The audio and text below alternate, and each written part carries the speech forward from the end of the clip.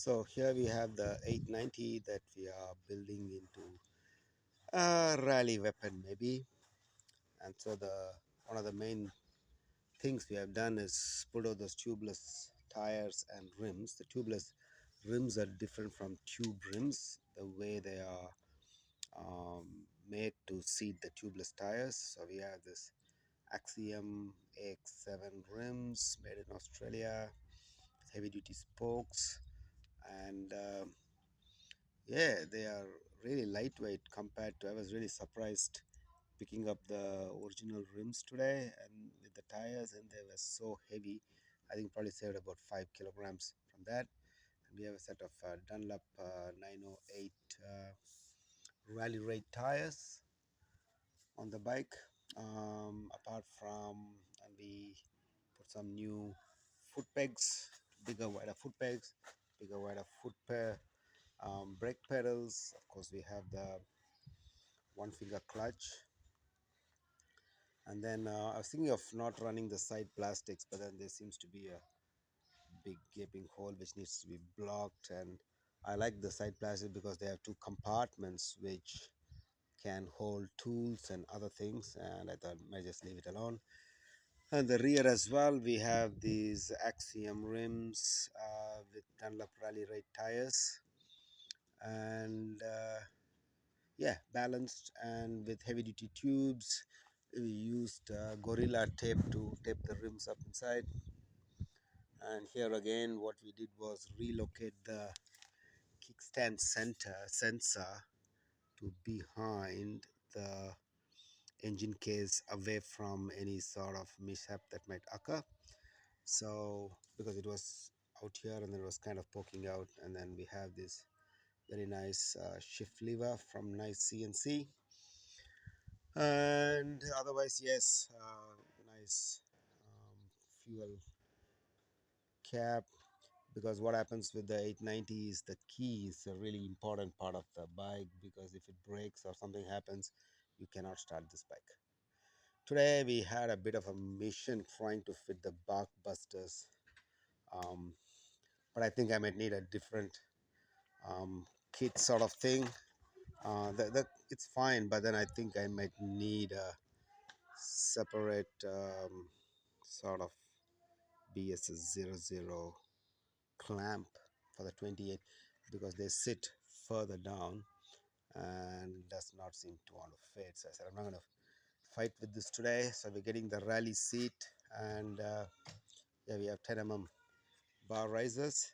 But what has been really interesting with this bike is once I change the wheels and the rims, the whole characteristic of the bike change. The attitude has become sort of frantic. It just wants to tip over into corners. It feels like a dirt bike suddenly. And it has actually lost that road bike feel which was there with the original rim and the Midas tubeless 50/50 tires. It was more a road bike. It was joy to ride on the road. Um, but now with these skinny rims, they are 1.85 21, and the rear is 2.5 18, and with these tires the whole handling characteristic has changed. I was actually quite surprised. I got the bike out, and then the next thing, it wants to fall into corners. It was a bit of a handful in some sense till I got used to it. Then I also realized that with all this stuff, the stock steering damper, I'm going to remove that and throw it out. It's great for the road, but I think for the dirt, I need to put on a Scots or some other steering damper. We have the post ready. So my other bike, I just need to fit it on. And I think it needs, because the front moves, and because it's got like 100 horsepower, I think it needs some sort of really good stabilizer rather than the generic little piston thing that is in there, which, yeah, can soon be removed, I suppose. Yeah, so update is we were going to Morocco on the 5th of January, so that plan has been cancelled for reasons beyond my control. and so it'll be the bike will get shipped in April. So I have time to play with it a little bit more, and then probably we'll do.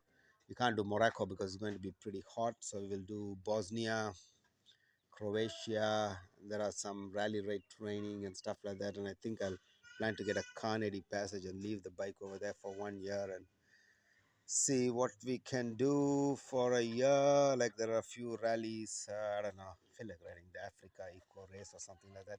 We'll see how it all goes. But I love these rims.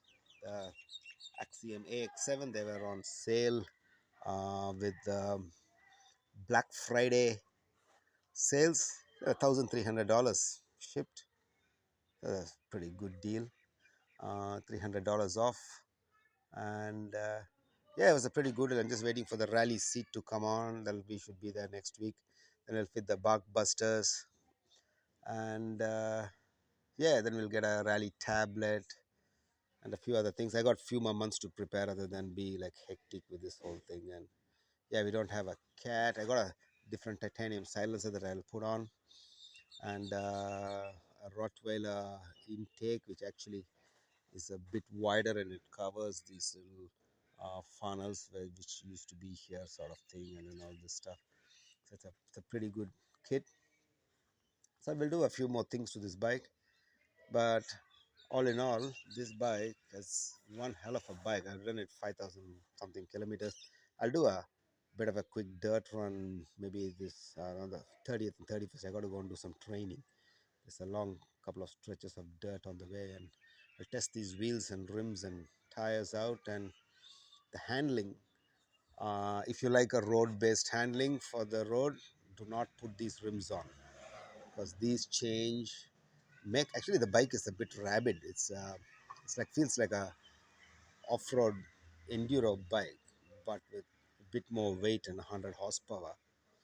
So yeah, so that's the update for the time being, and yeah, we will come back with some more changes. We'll put the titanium silencer on, and I think I need to remove the um, emissions canister and all this other nonsense that is in there. Strip the bike of all the weight. Maybe I'll get a single um, brake cylinder kit from Rottweiler as well. Becomes more of a dirt bike. It all reduces a lot of weight, and yeah, but what a bike. I don't know what all the people talk about. Oh, KTM's reliability and all sorts of nonsense. But usually people who don't own KTM, I own three, and then actually I want a super motard now. After so I'm thinking maybe I need a super motard as well, like a 990 super motard or something. They build phenomenal bikes which are ready to race. I mean that's their um, statement, vision statement, and mission statement, and they really live up to it. And other bikes might be really, how do I say, a bit more tamer and reliable, but do you want a phenomenal mistress that is awesome to be with, or who's a bit temperamental sometimes, or do you want a boring fucking housewife? So you decide. Anyway, that's it for the day.